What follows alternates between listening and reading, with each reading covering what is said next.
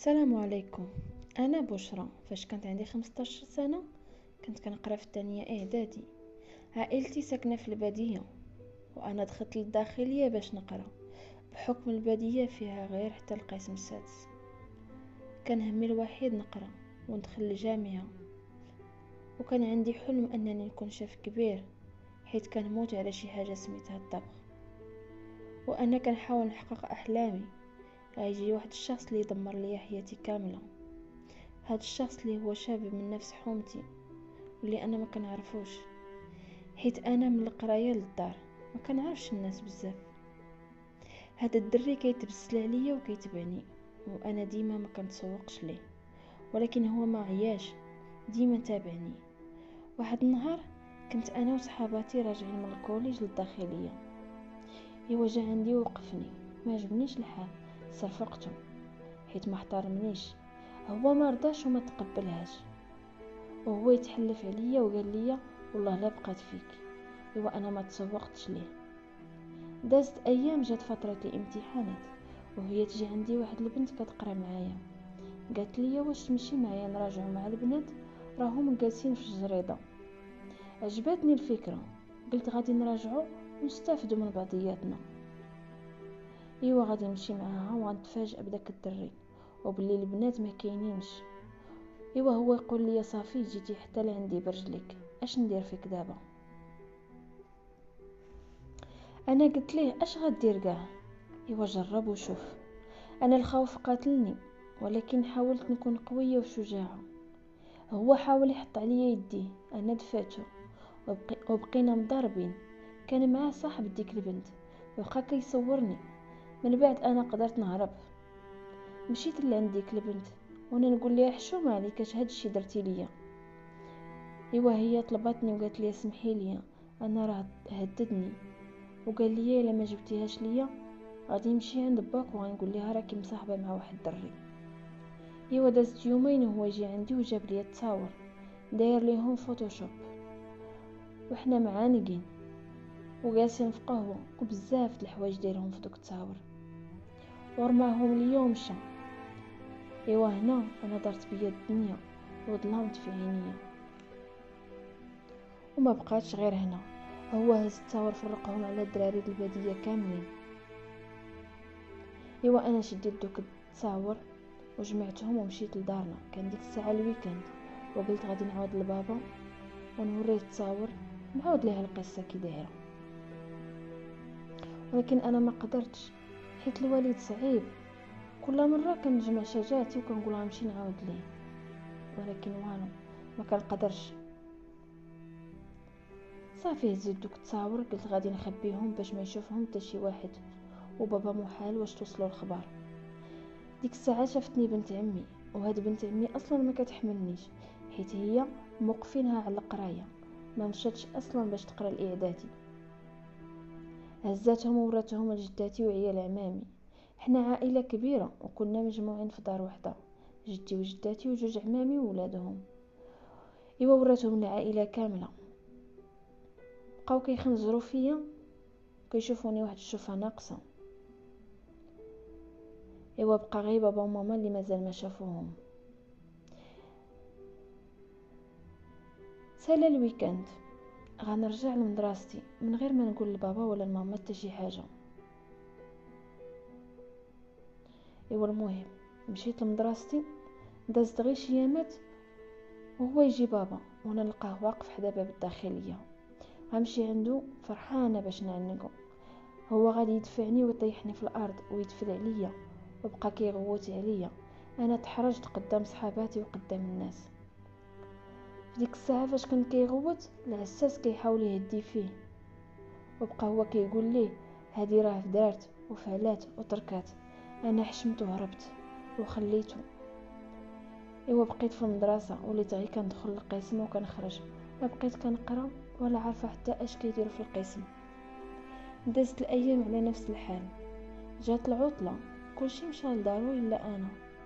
ما قدرتش، حيت عارفه اش كيتسناني، وباللي بابا غيدير فيا شي جريمه. ايوا انا جلست في الداخليه. دازت غير واحد يومين، جا عندي ولد عمي، كبر مني قال لي باللي ماما توحشاتني وكتسول فيا. ايوا انا مشيت قلت ماما غادي تدافع عليا. غير وصلت للدار كلشي كيقول لي دخلي وسدي عليك بيتك، وانا كنقول ما درت والو، وكنحاول نعاود لهم القصه، ولكن حتى واحد ما داها فيا ولا حاول حتى يسمعني. كنت جالسه في واحد البيت، هو يجي عندي بابا دخل عليا وسد الباب، كان هز واحد العصا كبيره بقى كيضرب فيا، وانا كنقول راني مظلومه ما درت والو، قتلني عصا وما حاول حتى يسمع ليا. وهو يسد عليا في البيت وقال لهم حتى واحد ما يدخل عندها. بقيت ديك الفتره كامله هكاك. كملات العطله، غيجي النهار اللي غنرجع لمدرستي. انا جمعت حوايجي وهزيت محفظتي باش نمشي، وهو يحيدها ليا من يديا وهز حرق كلشي قدامي. انا العافيه شاعله في قلبي، كنشوف احلامي كتحرق قدامي وانا ما قادره ندير حتى حاجه. قال لي ممنوع تخرجي ولا تدرجي. ايوا جلست في الدار، واللي دار يسبني ويدفل عليا. ممنوع عليا ندور في الدار او حتى غير يلمحوني، اللي شافني يسبني. بقيت على نفس الحال، وماشي غير انا اللي في هذه المحنه، حتى خوتي الدراري غيخرجوا يقول لهم جدي نتوما ما خاصكمش اصلا تخرجوا، خاصكم تدفنوا رؤوسكم، اختكم شوهاتكم دارتو فعلات. ايوا خويا ما كيصبرش، كيجي وكيقتلني عصا وكيقول لي شوهتينا. من موراها خويا مرض نفساني، ولا كيمشي للروضه وكينعس فيها، ولا ديما غير دايع ويقلبوا عليه، وكيجيو ليا عاوتاني ويعصيوني انتي السبب في هذا الشيء. انا بقيت غير جثه، ما بقيتش كاع كنحس لا بهضرتهم ولا بالعصا ديالهم. بنات عمامي غيتزوجوا وغنسمع تاني ها هما تزوجوا صغار منك وانتي العايبه بقاي تما. ايوا بقيت على نفس المعاناه. دازت 7 سنين وانا غير في الدار، ما كنخرج ما كندرج، وديما المعاناه.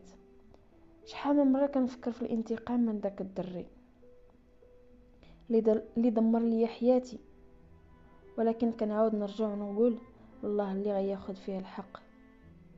وحتى الانتحار فكرت فيه ولكن ما كنقدرش. ايوا واحد النهار من بعد 7 سنين كنت جالسه حدا الباب، وهو يدوز داك الدري طلق الموسيقى في طوموبيلته فرحان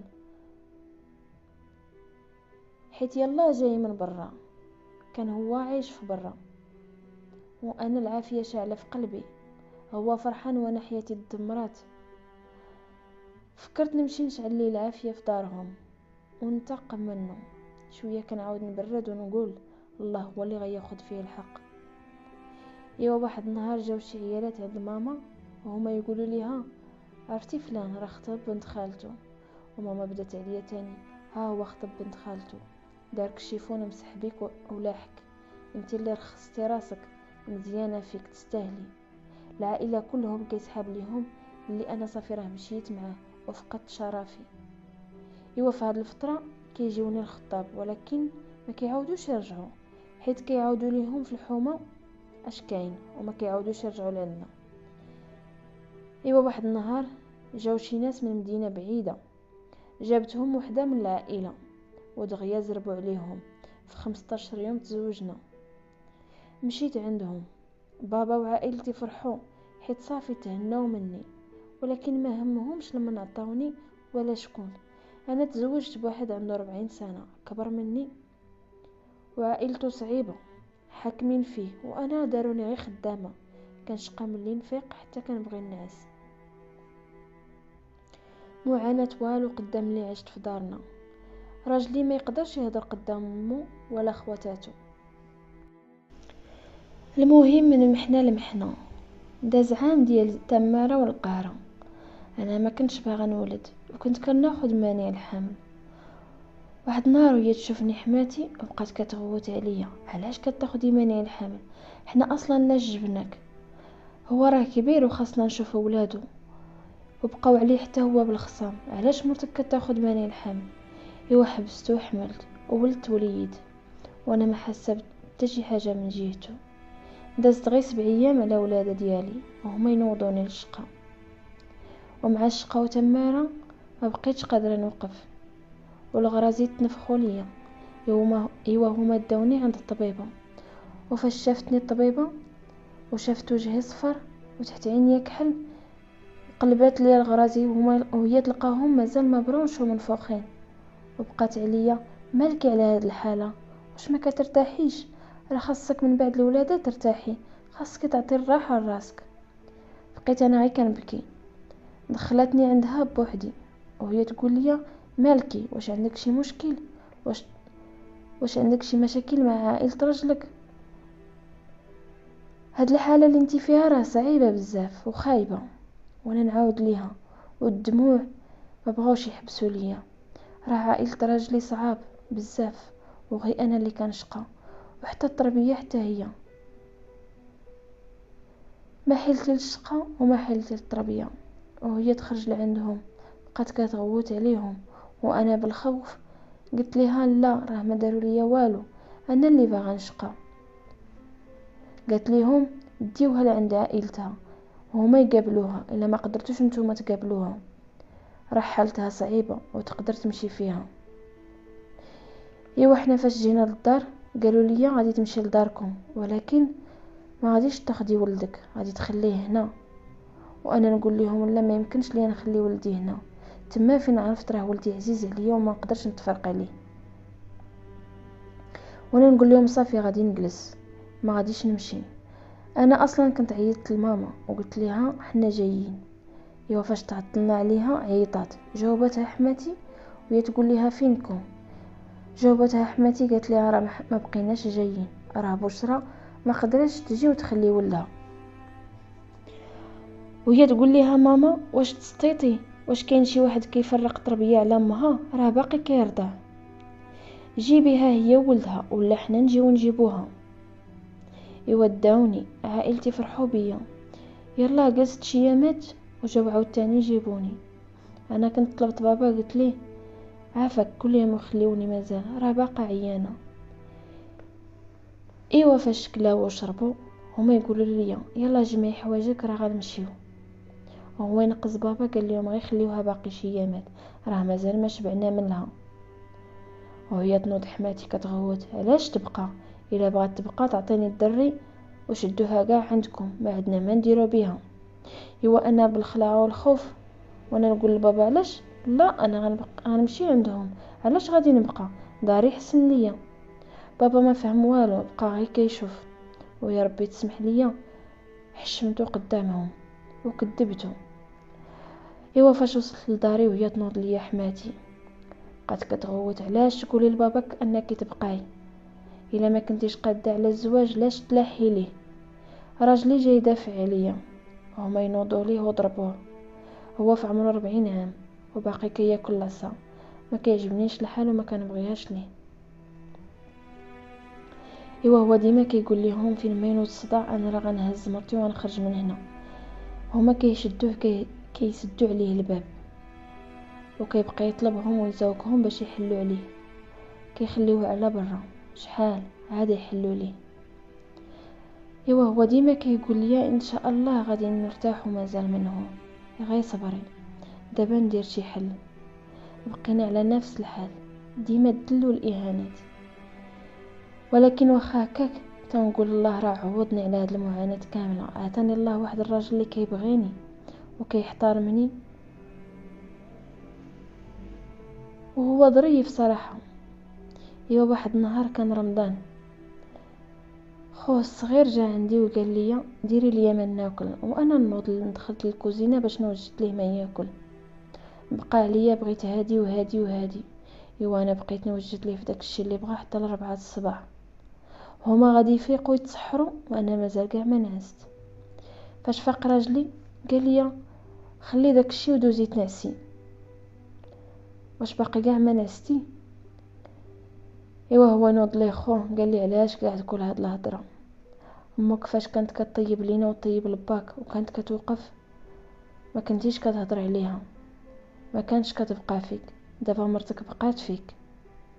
بقاو مصادعين مع بعضياتهم ومدابزين، وهو يضرب خوه حيتاش هو صراحه ما كيدافعش على راسو، ديما كيضربوه، كضربوا امو كيضربوا خواتاتو.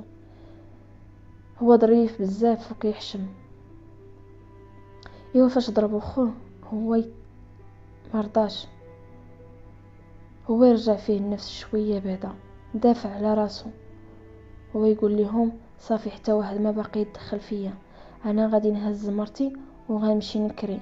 بقاو كيضحكوا عليه، قالوا لي شحال قدك كاع تكري، علاه انت تقدر على مسؤوليه؟ ايوا صافي داكشي اللي درنا. مشى لمدينتي اللي ساكنين فيها والديا، مشى تمايا قلب على الكرا ومشينا سكننا تمايا. وفاش كنا باغي نخرجوا قالوا لي سير دوز شهر العسل اللي ما دوزتيه. ايوا صافي حنا مشينا سكننا، ما عندنا والو في الصراحه، عندنا غير حصيره ومنطه، ولكن حسن من داك الدل اللي عايشين فيه، عايشين باللي قسم الله. والله كبير، ما غاديش يحشمنا وما غاديش نرجعوا لعندهم واخا نموتوا، حيتاش العيشه معاهم صعيبه بزاف.